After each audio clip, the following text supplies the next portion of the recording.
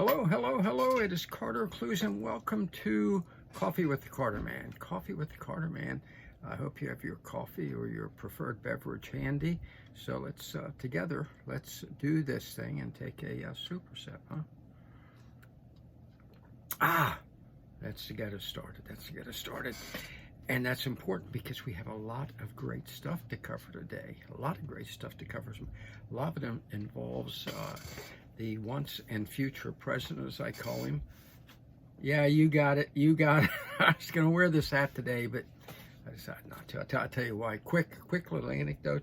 Years ago, I was doing an infomercial with Jerry Clower. Jerry Clower.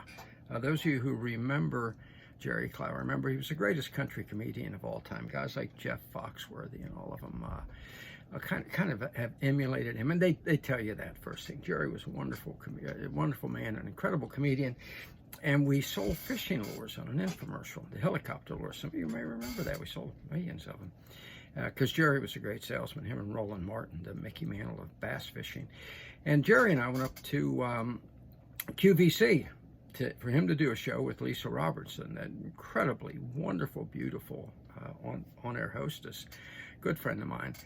And I said to Jerry, remember Jerry was a big guy, looked like a bulldog. And I said to him, hey, Jerry, don't forget to wear your helicopter lure hat, right? You know, like me wearing a Trump hat. And Jerry said, Carter, son, when you only got one good feature, you don't cover it up. Okay, so I'm not saying my hair is a great feature, but I'm going to take all of my can, so I'm not going to cover it up. But nonetheless, we are going to talk a lot about the once and future president, because he's very much in the news, and we're going to talk about him in every segment because he is the topic, and you know, we've been pulling for him for a long time. Those of us at Constitutional Rights PAC, we helped put him over the top in 14 or 15 primaries on Super Tuesday. Nikki Haley. And we're going to help put him in the White House. So, as you know, we have 3 segments every Friday when we do Coffee with the Carter Man. We have 3 segments. First, review of the news. Going to get to that in just a minute. Then we have our interview. Today's interview is with a gentleman who I am telling you is the most brilliant financial analyst in America today, okay? Let me put it this way. He can make you money, okay? Now, you might say, well, what does that have to do with us fighting for the good fight for conservative causes? Number one, he's conservative.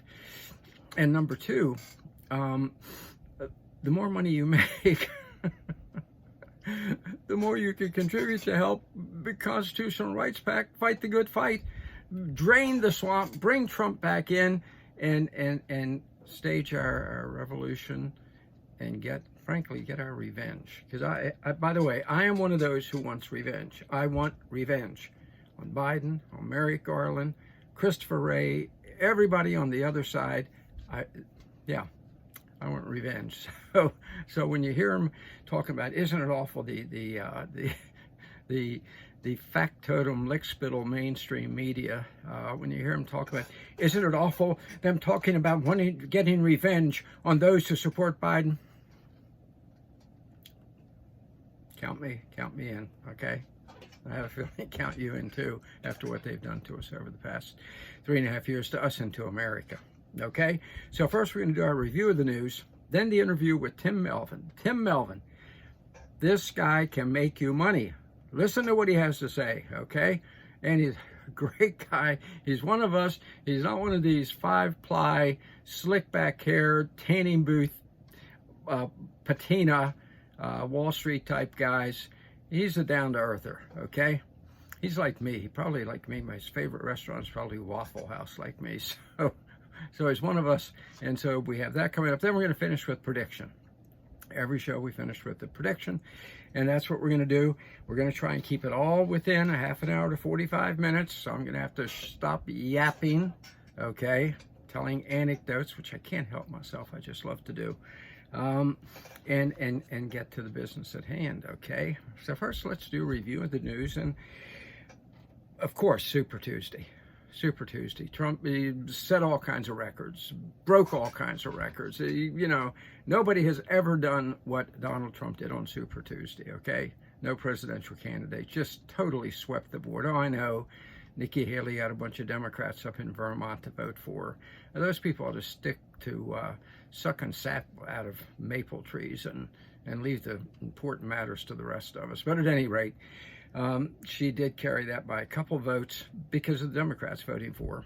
That's the only people voted for throughout this whole primary season, folks, because that's who she was trying to help, that and the military-industrial complex. And so now, finally, she has gracelessly, not graciously, gracelessly bowed out and didn't even have the decency to honor her commitment to support the frontrunner, Donald Trump. But that's her, and that's always been her. She's always just been a vile person who never kept her word. After all, remember, she got elected governor of her state by acting like she supported, you know, the principles of being a true Southerner, and the first thing she did was rip down the Confederate flag, which was not there in support of slavery. It was there in support of all those who died fighting for states' rights in the Civil War. Okay, and let's not forget that. Okay, the people, the great grandfathers, the ancestors, the forebears of the people who live there now, who wanted just to quietly honor those who had fought for what they believed in, not just slavery. Yeah, some of them, I'm sure, particularly plantation owners, most of them, it was the right of states to be independent, which we're still fighting for today. Okay, look at Texas. Look at Texas, fighting for the right to be independent, to protect their own border, for God's sake, which Joe Biden threw open in one of the most traitorous acts in history. So we have the tremendous victory by Trump. We know he will be the nominee now. By the way, go to constitutionalrightspack.com. Read my article, my Clues Views article on the election. I think it's pretty revealing. Look, my printer goofed up there. But this article, the enthusiasm factor, let me tell you what that means, because I think it's important, okay? I think it's important to what we're talking about, because it's a very significant part of Trump's sweeping victory, which has been overlooked. The enthusiasm factor among political scientists tells you that the candidate who generates the enthusiasm among his voting base is the one who wins, okay? If you're putting your supporters to sleep, chances are they're not going to turn out and you're not going to win. So here's what's significant about this race, and it's all in this column, and I've carefully analyzed it, okay? Chapter and verse. Look at all my charts, okay? Not bad for someone who's not a numbers guy. But what you had there, what significantly happened with Trump's victory in state after state, and I point out 3 states as an example of it.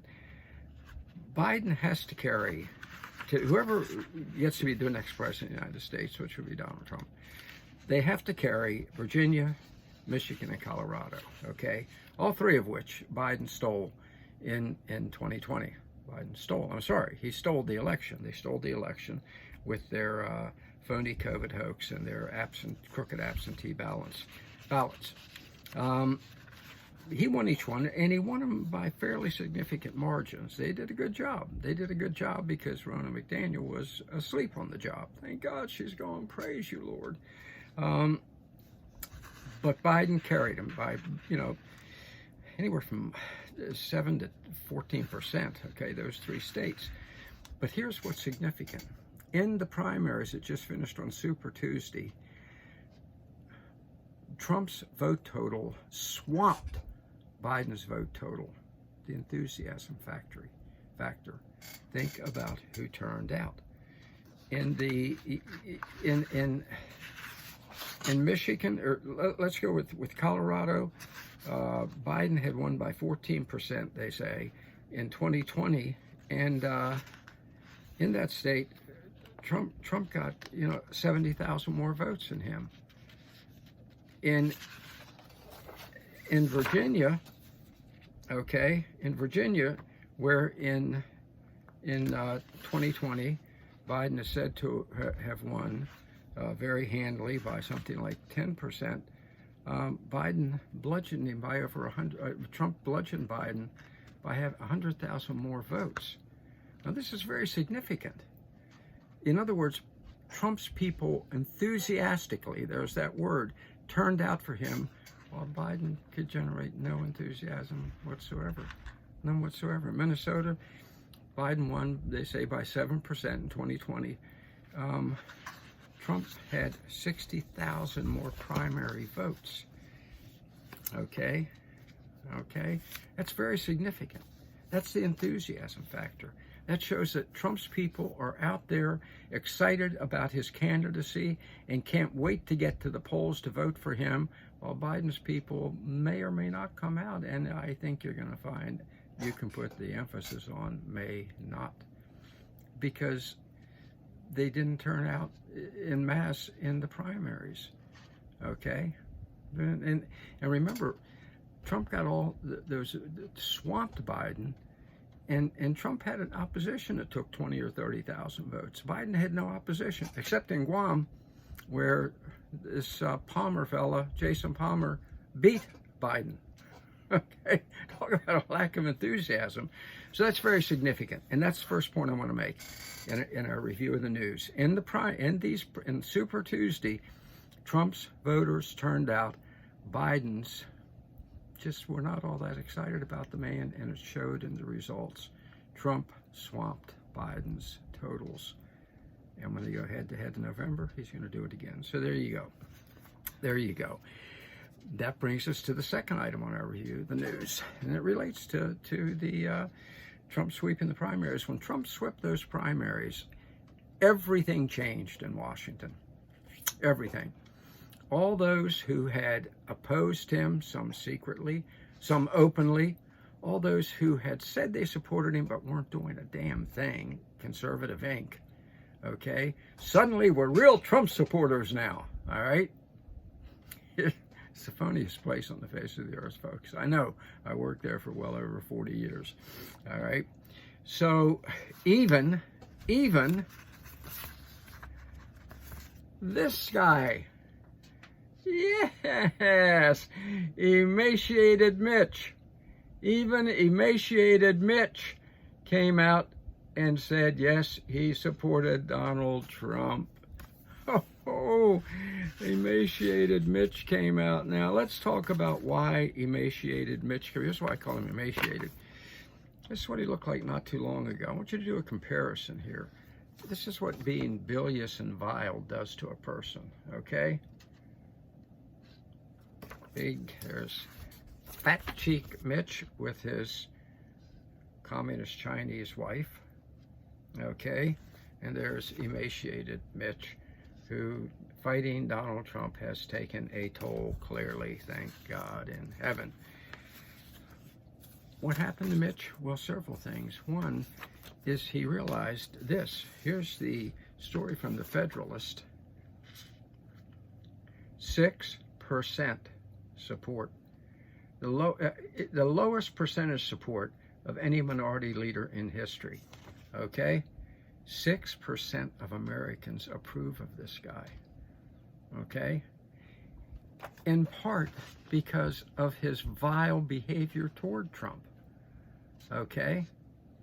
Here we had one of the greatest presidents in history, maybe the greatest. I put him up there with Ronald Reagan. And emaciated Mitch fought him every step in the way. The Thursday after Trump took office, emaciated Mitch and Ryan went to him and told him, if you don't stop talking about draining the swamp, and if you don't do as we tell you, we're going to undercut everything you do. Fact, folks, look it up. So that's what we were dealing with the whole time. Trump was trying to lead our country, and this guy was betraying him, which helps explain why only 10% of Republicans nationwide approve of Mitch's performance, okay? So it's no coincidence that last week Mitch said he's not going to run for minority leader again. folks, let me say right now, at CRPAC, we're going to fight to get him out of minority leadership now. Now. And that goes into the other part of the Mitch McConnell review of the news. This endorsement is meaningless. It's meaningless. Trump needed this endorsement like he needed another hole in the head. Okay? Absolutely. A guy who only has 10% Republican support and 6% support nationwide, his endorsement is not worth a hill of beans. Okay? So what you had was Mitch trying to keep himself in favor to stay in that minority leadership until November, which is what he said. We cannot allow it. He only wants it for one reason, and that's to destroy Donald Trump's agenda between now and November and to undercut every MAGA candidate who runs. How do we know it? Because he did it in 2020. I was in a meeting with one of the top leaders of one of the top conservative Inc. organizations in Washington. Very private meeting. That's why I'm not telling you his name or the name of the organization. And he said, I know absolutely, and don't ever tell anybody that I said this, that Mitch McConnell cost us at least 6 seats in the U.S. Senate by opposing MAGA Trump candidates. And McCarthy cost us about 20 by opposing Trump MAGA candidates in the House. I want you to think about that. 2 things, think about it. 1, think about what reprobates McConnell and McCarthy are. And 2, think how shameful it is that man said that in private and wouldn't come up and say it in public. Right now, he's running around giving speeches, getting all kinds of plaudits. That, boy, he's really tough. No, he's not, because what he really needed to say, he has yet to say. And it needs to be said right now, because we got to get rid of McConnell before November. Otherwise, we're not going to win again in November at the Senate level, and he'll try and defeat Trump. So that's our second review of the news item. Okay. Excuse me, I still have a little bit of the lingering cold that made me cancel our get-together a couple weeks ago. The final item, then we're going to get to our great interview. Final item involves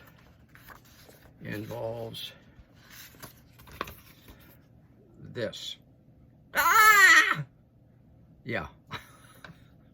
I'm sorry. Victoria Nuland, the warmongers. Never met a war she didn't like. Never met a body bag she didn't want to hoist. The woman who was the architect of the Ukraine war that's cost 500,000 young Ukrainians their lives totally unnecessarily. They were ready to have a treaty between Ukraine and Russia in February of 22. She helped undercut it. Look at that face. Look at that face. How'd you like to have her? If I had her as a neighbor, I'd buy a Doberman. Another Doberman, okay? It's a vile woman.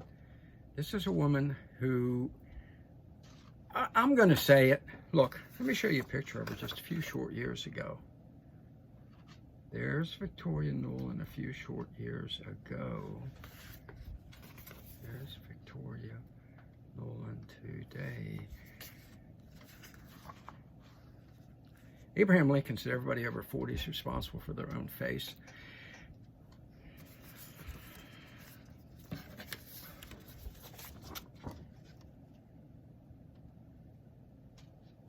That's a very sick woman with a very sick mind.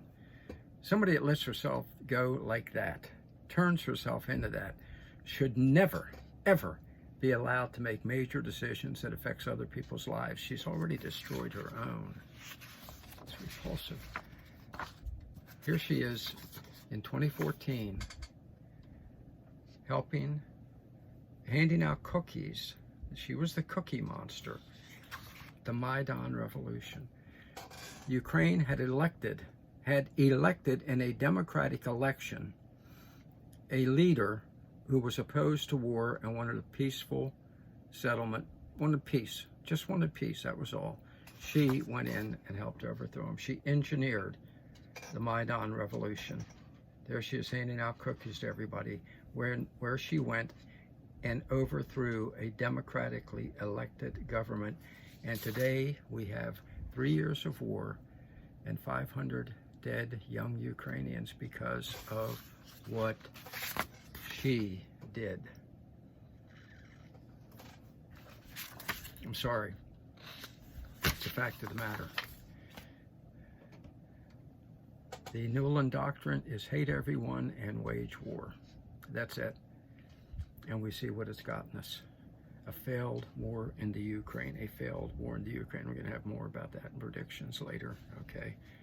A failed war in the Ukraine that she engineered. So, which is one of the reasons, quite frankly, why she's leaving. That's the inside word I'm getting. That they need a scapegoat. They know it's lost after lying to us about it. I'll get more to that later. And so they needed a scapegoat. Okay, that's a review of the news. That's a review of news where we are right now. But I don't want to end on that tragic note, so I'm going to end on an upbeat note. I'm going to go back and revisit the primary real quick. Trump won. He's going to be the nominee. And their efforts, obviously, their efforts down with Fani and her lover, and the poor guy they intimidated into forgetting his own name at the hearing. They're done. They're done. The Jack Smith, rabid, mad dog Jack Smith's charges, not going to have any impact. Not going to have any impact. The fact of the matter is, if the election were held today, Trump would win the landslide. The primaries are indication of that. And if we do our job, support him well, get out the vote, make sure that the new chairman of the RNC knows how to get out the vote, knows how to fight for ballot integrity and stop Democrat cheating, Trump will win in a landslide. And by the way, just for your information, it's another good note. The word I'm getting is very definitely the new chair of the RNC. They're going to fight like hell. They're not going to pull a stunt like Ronna McDaniel, Mitch Romney's niece, and help the Democrats and to a victory at every turn. She lost in every major election when she was the chair. She's gone now. The new people coming in, the word I'm getting is they're tough as nails. They're like us. They understand revenge. Okay. So there we go. Good stuff. Good stuff. And now, speaking of good stuff, let's get to the interview that you're going to love. Tim Melvin is someone who quite literally, whose word quite literally you can take to the bank. And then when you make a whole bunch of money, make sure to get your contribution into constitutionalrightspac.com. All right. So Tim, my good friend, my longtime buddy, and the guy that I look to talk about where the smart money is going and making more. Welcome to Coffee with the Carter Man. Okay, now let's do our conclusion. I'll make it shorter. Tim Melvin, what a great guy. What a great guy. What a smart guy. I mean, again, let me reiterate, this man was the, I say, secret advisor to the top hedge fund mavens in the country. When they wanted to know how to make more money quick, they picked up the phone and they called Tim. He had their number on their speed dial. And you should have the same, okay? So that was great, and we'll have him back again on a regular basis so we can keep multiplying your money, okay? Now let's get to our prediction. Here's my prediction. Here's my prediction. I'm going to make it short and sweet. Short and unsweet. Short and unsweet. Tonight's State of the Union address is going to be the greatest display of duplicity in the history of State of the Union messages. An inveterate liar is going to lie his butt off about everything. Everything. Somebody posted this. I thought it was pretty funny. It's supposed to say the word wreck down there, not reek. But yeah. Yeah, you never know what the guy is going to say or how he's trying to say it, but you know he's going to lie, because Joe Biden has lied all his life. He lies about, when I worked in the Senate in 1980, the word amongst Democrats and Republicans alike, because I had to work with both, I was the director of communications for the Senate majority, was don't trust anything the guy says. You know, he's a, frankly, the word you most often heard was jerk. Okay? I don't know whether you remember, but during the questioning of Clarence Thomas, Biden started talking about some inside knowledge he had. And he said, and it's knowledge you and I have, and you and I know this because we're both lawyers. And he went on and on and on. And Clarence just sat there like almost dumbfounded. And I saw an interview. I was at a private meeting, an interview with Clarence years later, and they showed the video. And Clarence said, I still have no idea what he was talking about. because Biden was making up the whole thing. He lies about everything. You know, when his wife and child were killed in a horrible car accident, when he was coming down to serve in Congress, it was his first election he won, and he lied and said that she was hit by a drunk truck driver. And his family, the truck driver said he doesn't even drink. He wasn't drunk. But Biden used that to win elections. My wife, I'm still in mourning because my wife was hit by the drunk truck driver. And finally, a court judge ruled there is no evidence this man was drinking. But Biden kept up the lie because it fitted his political agenda. That's the kind of vile person he is.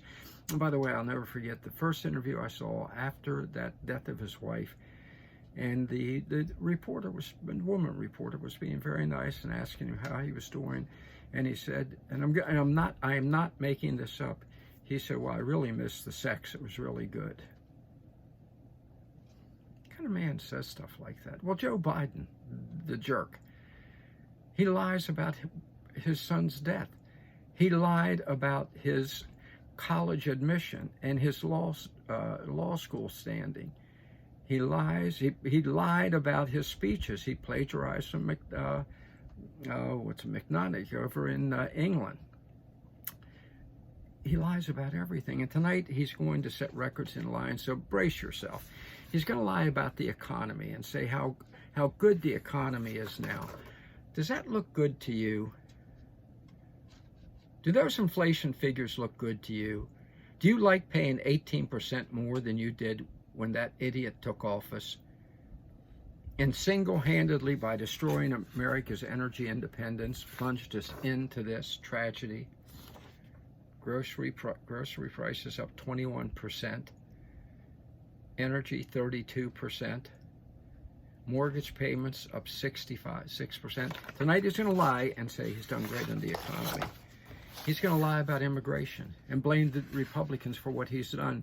64 different actions he took that destroyed our border and have let in 15 illegal aliens.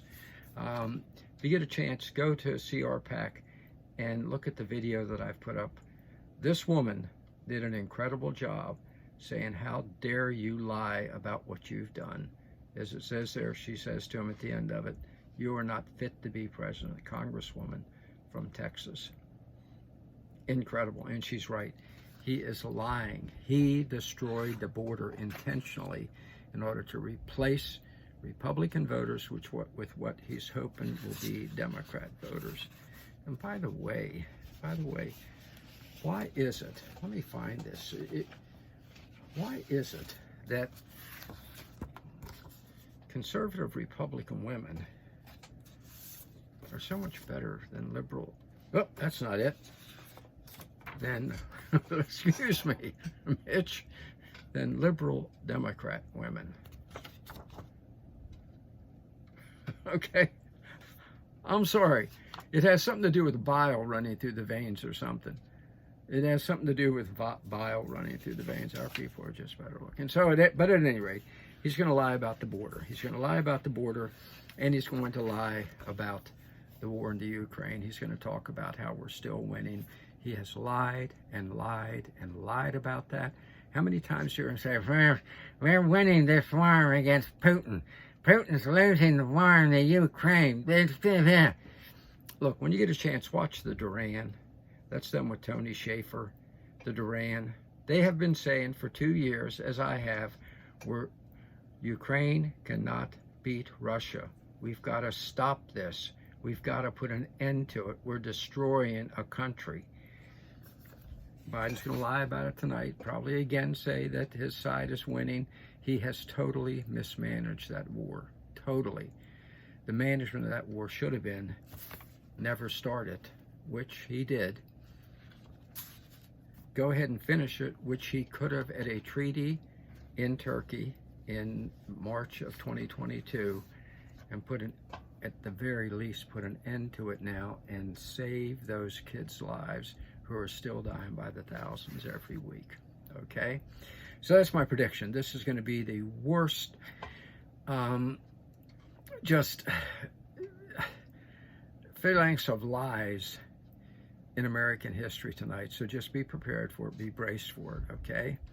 And be braced for it. And realize that it's going to come to an end, because this is this man's last State of the Union address. My prediction is he won't even make it to the election in November, okay? Throughout the world, the other side, populism, is fighting back, just like it is in America, okay? Just like it is in America. I'm going to tell you this. It's going to, on an upbeat note, our side is winning. There's a wake-up. You could see it in the primary on Super Tuesday. The American people have awakened and they've said enough. The people of Britain. Now, look, I'm not a big fan of this guy, but what he says here, I despise the Prime Minister. Galloway just got elected. I don't agree with him on the Israeli situation. I do agree with him on the Ukraine. But he is a populist. In France, the populists are in the streets protesting. In Brazil, the populists are in the streets protesting. Our side is winning, and we're going to keep winning. And we're going to take back America and take back the ascendancy of freedom throughout the world, okay? Because sometimes those in the right end up with the might, and they're able to bring back that which, in my opinion, we have by divine right from our Creator from the beginning. So thanks for joining me today. Let's fight the good fight. Let's run the good race, and let's win this thing, all right? Let's do this thing together.